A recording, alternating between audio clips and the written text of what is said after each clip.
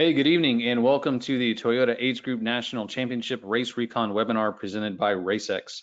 First, I want to say congratulations on your qualification. So if you are attending this evening's webinar, I assume you've qualified and will be racing, or you've set that as a goal for yourself. So congratulations either way on that. Go ahead and pour your favorite recovery beverage, grab a pen and paper for note taking.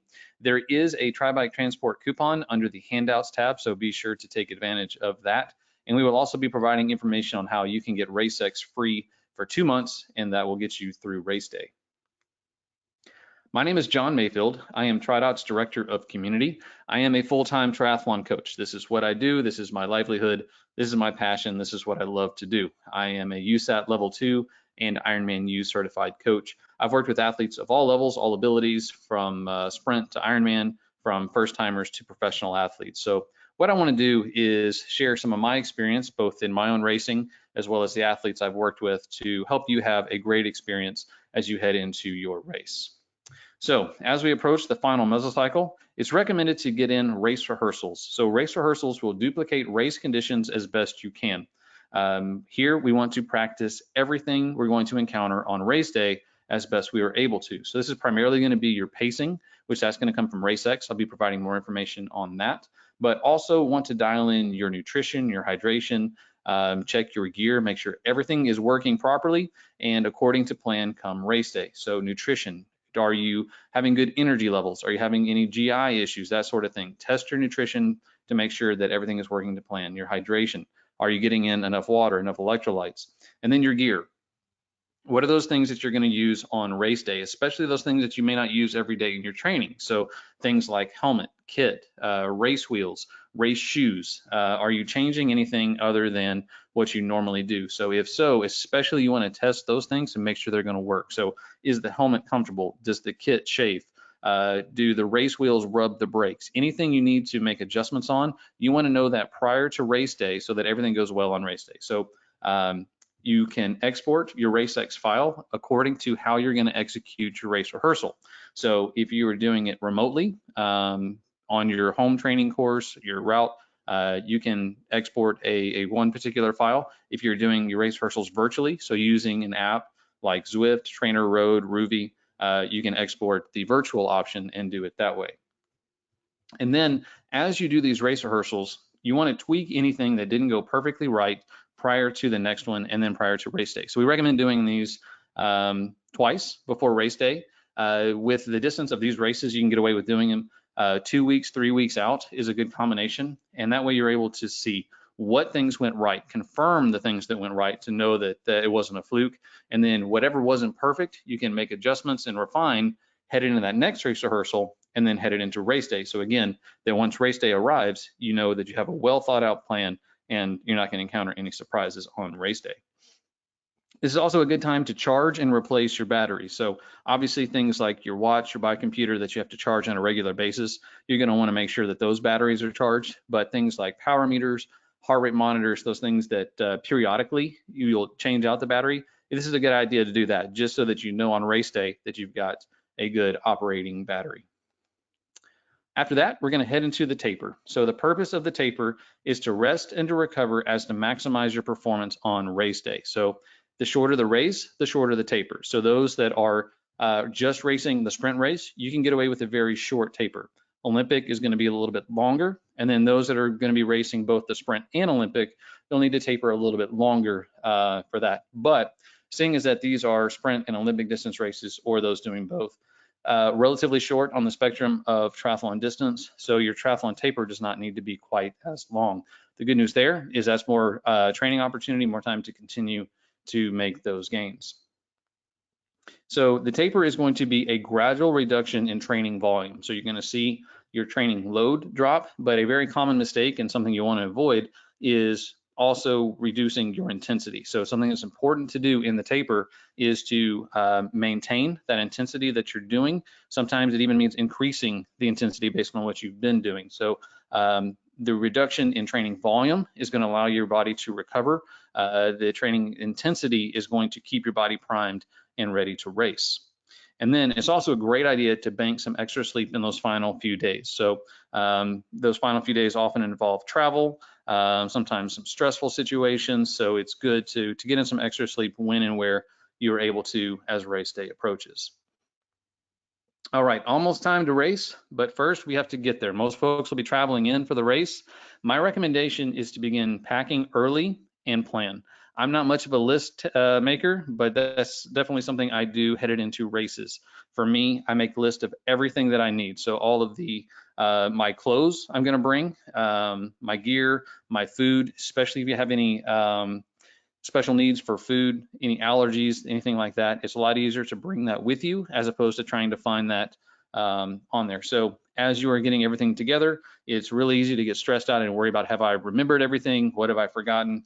Utilize those lists, make a list of everything that you're going to want to pack. And then when it comes time to pack, just let that be your checklist. Mark it all off. And once that checklist is complete, you know you've got everything, nothing to worry about getting left behind. And then while traveling, stay hydrated. There's just something naturally dehydrating about travel, whether it's in a car or on the airplane.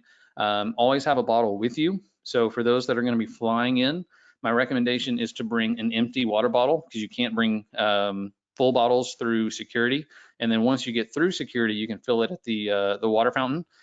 Most airports have started to get back to opening up their water fountains. Some are still closed. That's going to vary based on where you're flying out of. But worst case scenario, grab a bottle of water at one of the stores there in the terminal. A little easier if you're driving in, just have a couple bottles with you. It's a good idea to also include some electrolytes in there as well. Wear compression. So as you stay seated for long periods of time, there's a tendency to have fluid buildup in the lower extremities. That is not conducive to racing. And wearing those compression socks or calf sleeves can help reduce the effects of that. Now, that said, it's also important to stay loose and not stay seated for long periods of time. So if you're flying in, maybe this is every 45 minutes or so, just be sure to get up. Maybe it's walking up and down the aisle as you're able, maybe even just spending some time on your feet, not seated. In the car, maybe it's every 45 minutes to an hour, pulling over just for a few minutes. It doesn't have to be long, and just maybe take a couple laps around the car, a couple jumping jacks, just to keep moving, keep the blood pumping, and stay loose. And then once you arrive, be sure to get in a shakeout run. A shakeout run is just an easy 20 to 30 minute zone 2, very conversational pace. Just the intent of getting the heart rate up a little bit, getting the blood pumping.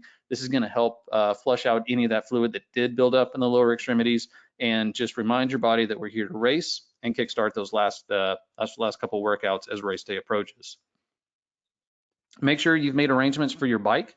Our recommendation is to utilize Tri-Bike Transport. I use them personally. I have flown with my bike, and I can tell you it is a much better experience using Tri-Bike Transport. For me, it's incredibly stressful. I've had damage to my bike flying with it, so I am a big proponent of Tri-Bike Transport. They have been transporting bikes since 2004, transported well over 100,000 bikes to races. They know what they're doing. I probably don't have to tell you to keep an eye on the weather, but this is an important factor as race day approaches. So based on historical trends, what we can expect is a high somewhere in the mid 80s and an overnight low somewhere in the low 60s. Now, keep in mind that this is completely subject to change. This is simply based on historical averages. So be flexible, keep an eye on it, and be sure to adjust accordingly. So just a couple weeks ago, we did a webinar headed into Ironman Coeur d'Alene. Historical averages told us that the high for the afternoon on race day would be around 75 degrees. In reality, the high for the day was over 100 degrees. Big difference between racing Ironman at 75 and racing Ironman at 100. So it's very important to keep an eye on it, to adjust and plan accordingly, and also maintain a good attitude and just be flexible with it. There's nothing we can do about this other than make a couple tweaks. The weather is what it is. Also keep an eye on things like rain, also important consideration as race day approaches. So based on that expected high somewhere in the mid 80s, it's going to get pretty warm out there on the race course. So it's important to accommodate this while racing and plan for it. Racing in the heat starts with the swim. So this will most likely be a wetsuit legal swim, but you don't want to come out of the water overheated. What you want to aim for is to come out with a good core temperature as low as possible. So maybe this means wearing a sleeveless suit instead of a sleeve suit. Maybe it's even foregoing the wetsuit based on water temperature and how comfortable you are in the swim. From there, stay ahead of hydration. Once you get behind on hydration, it is very difficult to catch up, and you're going to have big implications to your race if you fall behind on hydration. Take advantage of ice and cold water. So always take cold water with you. Utilize the cold water to splash over your body, pour it over your body, and then on the run, take advantage of ice. So under your cap, down your jersey, ladies in the sports bra, and then down the shorts, anywhere you can shove the ice is a great idea to help keep your core temperature down, keep your body cool, and keep you racing at your fastest. And then hide from the sun. Cover as much skin as possible. So things like a cap or a visor, cooling sleeves, maybe a long sleeve kit as opposed to a sleeveless kit. The more skin you can hide from the sun, the better off you're going to be. So upon arrival in Milwaukee, be sure to check in. Check-in is at the Milwaukee Art Museum lawn. That is available on Thursday from 2 to 6, and then Friday from 10 to 5:30.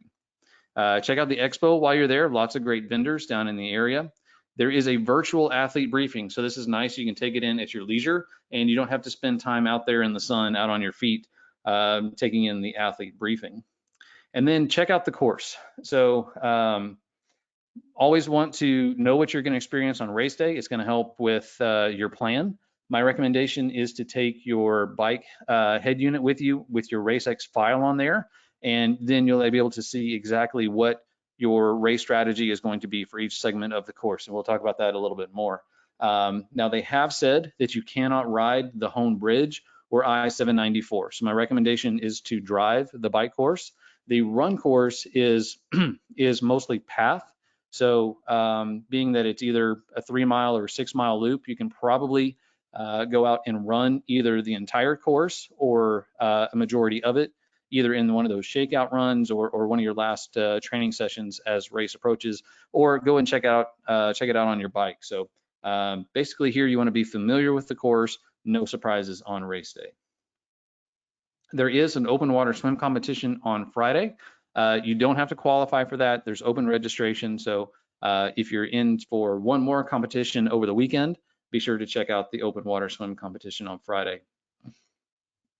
Speaking of Friday, from 10 to 5:45, there is mandatory bike check-in for the Olympic distance race athletes. That's at the Urban Park transition area. My recommendation is to take care of this as early as possible. So you have a big window here from 10 to 5:45 to get this done. What I have found in my experience is the earlier the better, especially if anything goes wrong, if anything's missing, you're buying yourself some time. So my recommendation again is take care of that early. There is a swim familiarization. I assume that means a practice swim from 11:40 to 1:15 in the afternoon. Maybe you coordinate that with your bike drop off. So maybe this is somewhere, meaning maybe drop your bike off somewhere around 11 o'clock and then get in the swim at 11:40 if you want to get on the practice swim. That is at the Discovery World dock, which is right there by transition. And then begin to prepare for race day. Take air as much as you can. Do it the day before so you don't have to do it on race day. There's enough to do, enough to take care of on race day. So take care of what you can in advance. And then I always recommend a movie either the afternoon or evening before a race. So chances are for the last several days, you've thought of nothing besides your race. And taking in a movie is just a great opportunity to get off your feet for a little bit, maybe sit in a cool, dark room. For me, I can't seem to get through a movie without falling asleep, catching a little nap. Not a bad thing. And it's just a good distraction, going to get you off your feet and get your mind off the race for a little bit, and then you can resume. From there, get in an early dinner and a reasonable bedtime. For the sprint athletes, your bike check-in is on Saturday from 2:50 to 4:45. That's mandatory bike check-in. Also recommend for you guys to take that as early as possible. There is a practice swim for the sprint athletes from 3 to 4 at the same location. That'd be the Discovery World dock. And then same thing, begin to prepare for your race. So take care of everything you can, get out a movie, early dinner, and reasonable bedtime. All right, finally ready to head into race day. So for those racing the Olympic on Saturday, there is no on-site parking. There is a map on the USAT webpage, so make sure that you are parking in the right location. You don't want to get through with your race and then find your vehicle has been towed. Transition is open from 5 to 6:55 on race morning, and the first wave goes off at 7 a.m. That is the men age 25 to 29. Waves go off every 7 minutes, and there are 23 waves. So this is one of the things that is unique to Age Group Nationals. This is a very big race. There are a lot of people to get started into the race, and it takes a very long time to get everyone off. So based on your first wave at 7 o'clock, and then 23 waves going every 7 minutes, that puts the last wave somewhere around 9:45 on race morning. So that is almost 3 hours after transition has closed. So know your swim time and plan accordingly. Primarily, this is going to be adjusting your nutrition and hydration on race morning. So make sure that everything is timed properly. Know when to expect your swim wave to start. On Sunday, very similar for the sprint athletes. Same thing about the parking. Transition is open from 5 to 6:55. Men age 25 to 29 will also be kicking things off at 7 o'clock. Waves go on a little shorter interval. So for the sprint, waves are every 4 minutes. There are 24 waves. Again, going every 24 minutes means the last wave is at 9:18. So almost 2.5 hours after transition has closed. So likewise, know when your swim wave is and know how long it's going to take, plan accordingly. So for those racing both the sprint and Olympic distance race, there are a few things that are unique to this race as well. You will have separate bib numbers for each race, and you'll need to switch those on your bike, your helmet, your wristband, and your body marking tattoos. You will need to remove your bike and gear from the transition area after the Olympic race. And there is a secured unnumbered rack in the transition area where you can store your bike. Once you have done that, you have two options. You can re-rack your bike on Saturday afternoon during the sprint racking period from 4 to 6:30, or you can leave your bike on those unnumbered racks and put it into your location, your sprint level, your sprint distance rack on Sunday morning. Okay, swim. Water temperature will be announced in the briefings. It is likely that the water temperature will be in the low 70s. So I did all the digging that I could, and I could not find a great buoy to establish a current water temperature. Everything I saw would indicate that temperatures will likely be in the low 70s. Even the USAT website still said it was pending as far as water temperature goes. So it is wetsuit legal up to 78 degrees according to USAT rules. Know your plan. So what I mean there is, again, what I like to do is minimize the amount of decisions I have to make on race morning. So I want to make those decisions now. So what this means for me when I'm considering what I'm going to wear in a swim is I'm going to wear a sleeve suit up until a temperature of X. I'm going to wear a sleeveless suit up to a temperature of Y, and then I'm just going to wear a swim skin, anything above that. So whenever those swims, when the water temperatures are announced, I know exactly what I'm going to do. I don't have to think about it. I've already made that decision in advance. It is wave starts by age group. It is both the swim for the sprint and Olympic is a one loop. It starts off mostly to the southwest and then to the northeast. So that's going to be back into the sun. So this is important when considering your goggle selection. Also keep this in mind based on which direction you breathe. So at some point, whether you breathe right, left, or bilaterally, you will be spending some time looking into the sun. So it's good to plan for that. And then side often and settle into your pace and your stroke.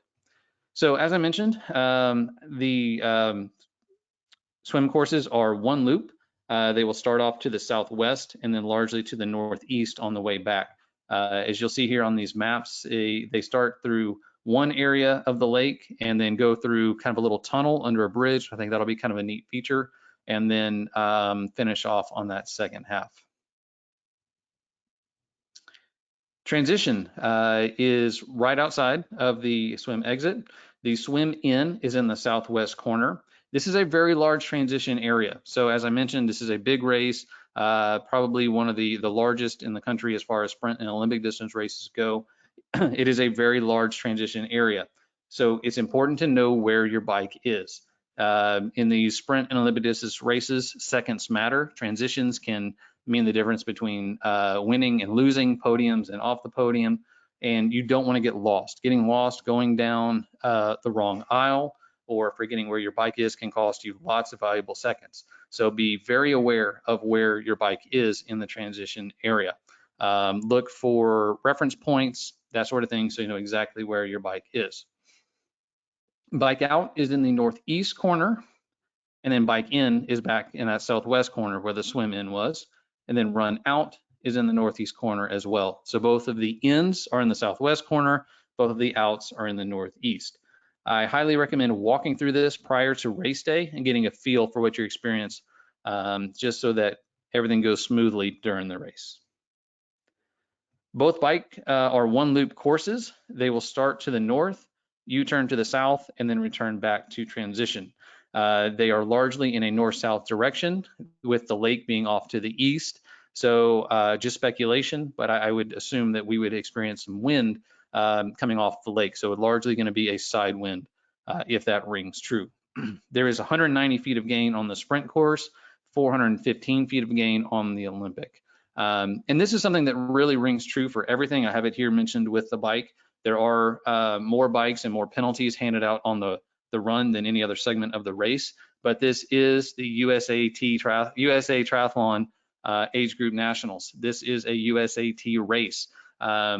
They are enforcing the rules perhaps more so in this race than any other one that you will experience. So make sure you are aware of the rules and make sure that you follow those rules to the T. For pacing on the bike, we will follow the RaceX optimized pacing plan. So here are our bike courses. As I mentioned, they will head out of transition to starting to the north, U-turn back to the south. So both the sprint and Olympic begin the same. The Olympic distance race just continues further south before U-turning and heading back into transition. Again, my recommendation is to drive the course, check it out on race day. Remember, the bike course is not accessible by bike prior to race day, but I do recommend going and seeing what you'll experience on race day. So I've mentioned RaceX several times. RaceX is the official race execution app of USA Triathlon. RaceX creates an optimized pacing plan for the bike and run to produce your best overall race results. It does this by individually optimizing based on your FTP, your rider and bike profile, course conditions, weather, and more. So you train too hard for race day to be an experiment. Most people follow very rigidly, very consistently, a structured training plan, but when it comes time to race day, much of it is left to guesswork or just feel, but that is never going to produce your best results, never going to fully take advantage of all that hard training that you did. So what RaceX will do is segment the course based on grade and provide specific wattages to produce your fastest overall bike results, but so you'll know exactly what wattage to be at for every section of the course to produce your fastest bike split while still able to produce your fastest run split. So you'll be able to export these to your Garmin for real-time prompts. So as you reach each one of these segments, you'll get a prompt on your device that'll tell you exactly what wattage you need to hold for this next segment. As you complete that segment, you'll get a new prompt telling you the new wattage for that next segment. And then your run is based on power or a grade adjusted pace, depending on what you have. Again, both of those are going to be optimized based on your individual metrics to produce your best overall race results. And as I mentioned at the beginning, we are offering this free through race day. So we'll be sending out an email in the coming days with information on how to take advantage of that. Run, likewise, one loop course. It is all along the Oak Leaf Trail. This is a really nice trail. It is paved. So there are 3 aid stations on the sprint course. There are 4 aid stations on the Olympic course. Again, this is just my speculation, but looking at the map, it looks like a couple of those aid stations on the Olympic distance course will be available twice, where you'll be able to hit it 2 ways. So again, that's just my speculation, but looking at the map, I think that's at least a possibility. 75 feet of elevation gain for the sprint course, 150 feet of elevation gain for the Olympic. And again, follow your RaceX power or RaceX grade adjusted pace, depending on the equipment that you are using for the run. So we will head out of transition, run along the lake. And again, this is all along a trail. So a nice thing here is you don't have to worry about traffic or anything like that. I think this is going to be a great run course, quite scenic, right outside of downtown Milwaukee with views of downtown, views of the lake. Really going to be a treat out here. So the courses start largely the same, kind of like the bike, whereas the Olympic just extends a little bit further than the sprint course, but very similar in the beginning and actual end of those courses. Enjoy the finish. This is something that you've worked hard for, you've earned this. Make sure to take it in. USAT makes a big deal out of this. It is a great finish line, so be sure to take it in and enjoy it. Then begin to refuel your body and begin your active recovery, especially for those racing both races. So you're racing hard and you're depleting your body of its resources, hydration, electrolytes, all those kinds of things, carbohydrates, and you're going to need to replenish those. You're going to feel better. You're going to bounce back quicker if you take care of that. And it becomes that much more important for those that are racing 2 days in a row. So really, really, really prioritize that, that recovery and refueling when you're racing back-to-back days. Top 10% in each age group will be recognized as All-American. So good luck to everyone there, and congratulations to those that will achieve their All-American status. And if you have enjoyed this and are racing again in the future, we offer Race Recon webinars for all of the US-based Ironman races and increasingly 70.3s. So you can get a full list of those available as well as register at myracex.com/race-recon. That's what I've got. Hope this was helpful to you. Want to wish you all the best of luck at USAT's Age Group Nationals. Thanks for attending. Have a great race.